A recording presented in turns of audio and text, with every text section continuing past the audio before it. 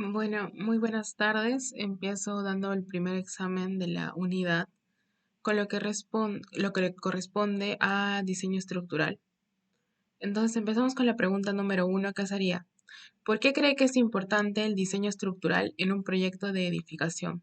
¿Cuáles son los objetivos que se desean lograr al complementar el diseño estructural con el diseño arquitectónico? Entonces, en primer lugar, el por qué es importante el diseño estructural en un proyecto de edificación, básicamente es como que una intuición personal. El diseño estructural debe estar siempre en la edificación, desde el primer momento en que planteamos la idea, porque sin el diseño estructural, básicamente el diseño sería pobre en estructura. Simplemente con algún movimiento sísmico o algún desastre natural caería y tendríamos muchos problemas al finalizar la construcción y al momento de dar a conocer el por qué la estructura estaba mal hecha.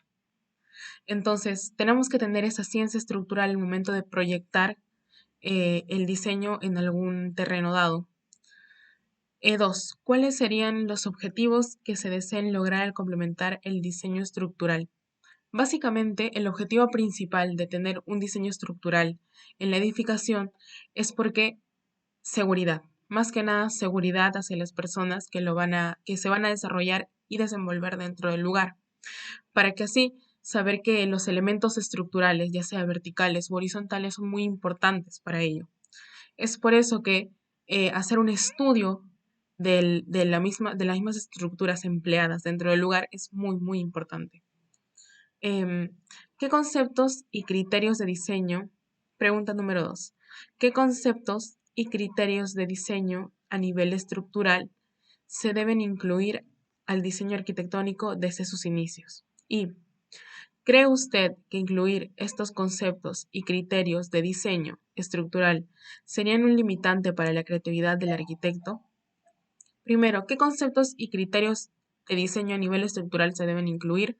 Como ya dije, los elementos estructurales deben aportar la estabilidad del diseño, de lo que es la edificación en sí. Es por ello que debemos incluir elementos verticales y horizontales que aporten a la estructura y que abarquen todo el peso que va a tener la estructura dentro del lugar. Y es por ello que, bueno, más adelante también se hace lo que es el estudio de la mecánica de suelos, o si es que lo necesita el informe técnico de suelos. En tal caso, depende al diseño que estamos nosotros dando en propuesta. Entonces, los elementos verticales y horizontales de lo que es los soportes, los muros de contención, si es que se puede mover a un lado, otro no, si es que en un futuro se podría caer o simplemente derrumbar por un movimiento, eh, debe de verse. También, ¿cree usted que incluir estos conceptos y criterios de diseño estructural sería un limitante para la creatividad del arquitecto?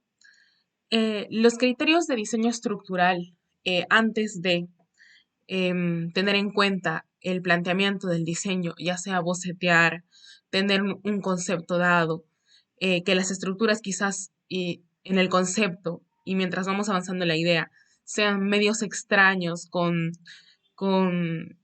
ideas un poco curvilíneas. Entonces, para plantear eso en primer lugar, debemos tener en cuenta, primero, creo yo, el presupuesto dado. ¿Qué materiales vamos a usar para terminar ese proyecto a futuro? Que, como desde el principio nosotros ponemos la estructura juntamente con el diseño para crear algo que en un futuro siga por muchos años, sin que algo simplemente lo detenga o en el proceso de lo complique.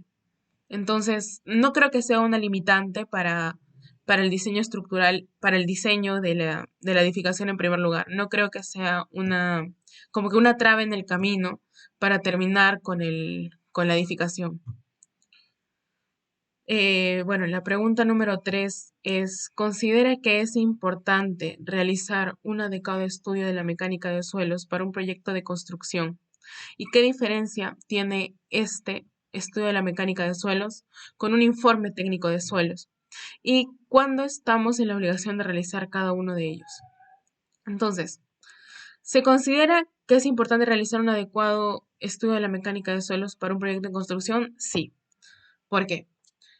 Justamente nosotros en Perú y en Tacna vivimos en una zona altamente sísmica y se denota que en un futuro quizás se pueda haber un desastre natural, como ya lo hemos vivido, pero aún así un poco más fuerte, de lo cual las viviendas de la hora deberían estar realizados con un adecuado estudio de la mecánica de suelos, las cuales no se ve que lo han realizado, ni siquiera un informe técnico de suelos. Y es por ello que están a costas de ser gravemente, ¿cómo podría decirlo?, derrumbadas, gravemente afectadas en algún desastre natural que pueda venir. Entonces, realizar un estudio de la mecánica de suelos, en primer lugar, debe ser de suma importancia para cualquier edificación. Bueno, ahora estaremos hablando un poco más sobre lo que es la diferencia entre el estudio de la mecánica de suelos y el informe técnico de suelos. Por lo cual, el estudio de la mecánica de suelos es el comportamiento del suelo eh, y las respuestas que va a dar al peso que va a caer sobre ello, sobre el terreno. Entonces, tenemos que ver la sostenibilidad que va a tener la edificación hacia el terreno dado. Y eso va a pasar por muchos factores, muchos factores. Ahora, la obligatoriedad para realizar el estudio de la mecánica de suelos consta con el número de personas que lo va a habitar, si es que la construcción es mayor a 3 pisos, o sea, muy al contrario de lo que es el informe técnico de suelos.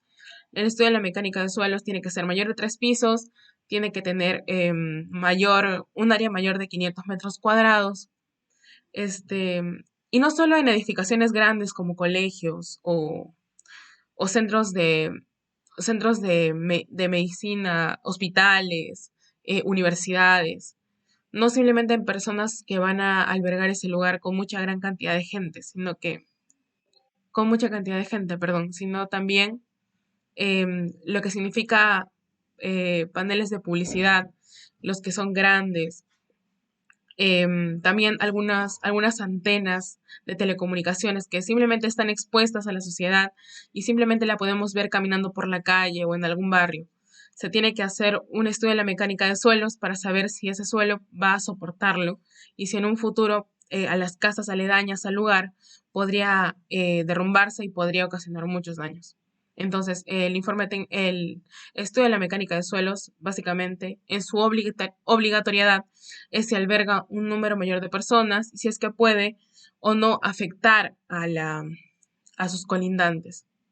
En lo que es un informe técnico de suelos se podría hacer en el caso en el que la municipalidad ya nos dé los requerimientos necesarios del terreno, en el cual no es obligatorio hacer el estudio de la mecánica de suelos, ya que el terreno ya está aprobado por la municipalidad.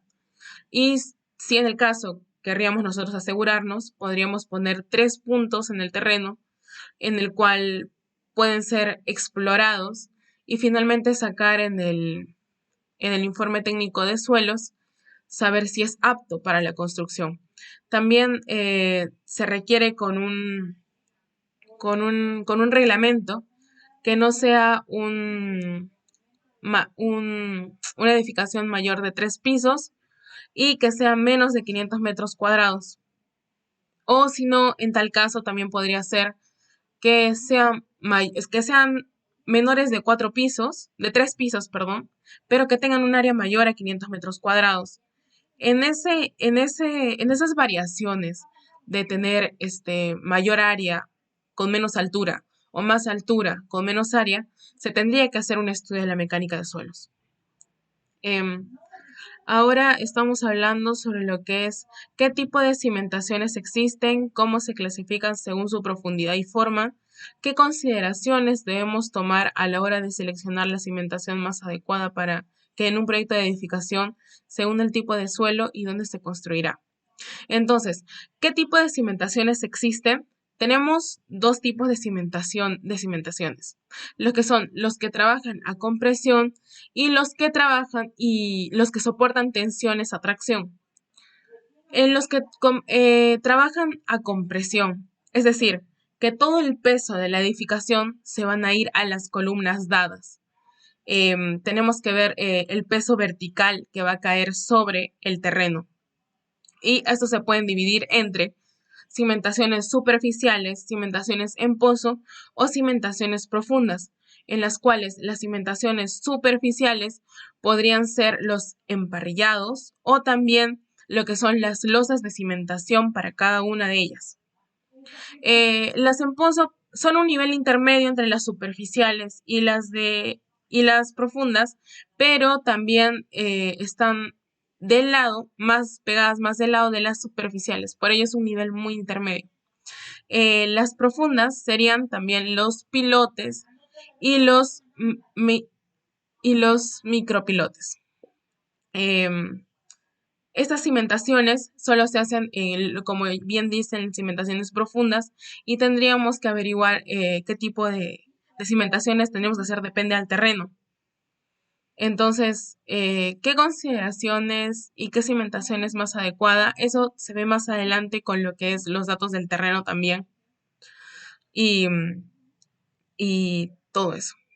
Entonces, tenemos que tener en cuenta que las cargas verticales son muy importantes, por lo cual las columnas y las cimentaciones deben ser objetivamente propuestas, tienen que estar en lugares adecuados en la edificación para que así simplemente todo en conjunto con los parámetros dados también en el reglamento, lo que envuelve el entorno de la edificación, ya sean los vientos, cuántas personas van a ingresar al lugar, el tránsito de las personas en cada lugar, el peso de una esquina a otra esquina.